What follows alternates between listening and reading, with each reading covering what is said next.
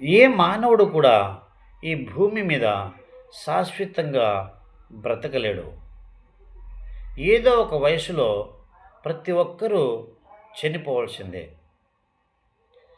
అయితే ఈ భూలోకంలో ఉండేటువంటి ప్రతి జీవరాశులు కూడా ఏదో ఒక దినమున చనిపోవలసినదే. అయితే ముఖ్యంగా మానవుడు ఒక ప్రత్యేకమైనటువంటి వాడుగా దేవుడు నిర్మించాడు. మానవుడు చనిపోయిన తర్వాత ఎక్కడికి వెళుతాడు అనేది, ఏం జరుగుతుంది అనేటువంటి విషయానికి మరి చూసినట్లయితే ఎన్నో గ్రంథాలు ఎన్నో విషయాలు తెలియపరుస్తున్నాయి.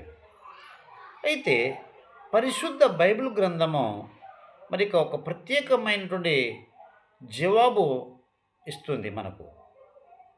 అయితే దేవుని యొక్క రాజ్యంలో ప్రవేశించాలంటే, దేవుని యొక్క దేవునిచ్చేటువంటి మోక్షంలో ప్రవేశించాలంటే, పరలోక రాజ్యంలో ప్రవేశించాలంటే మానవుడిలో జీవం ఉండాలి.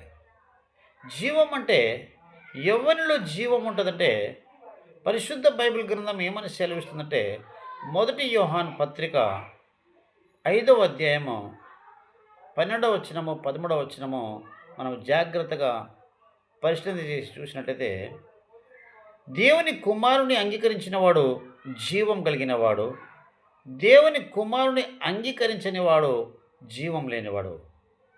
ఎవడైతే దేవుని కుమారుని యందు విశ్వాసం ఉంచుతాడో వాడు నిత్య జీవం కలిగి ఉంటాడని యోహాను సువార్త 14వ అధ్యాయం 6వ వచనంలో యేసు చెప్తున్నాడు, నేనే మార్గమును, నేనే సత్యమును, నేనే జీవమును, నా ద్వారా తప్ప ఎవడునూ తండ్రి ఎద్దకు రాలేడని.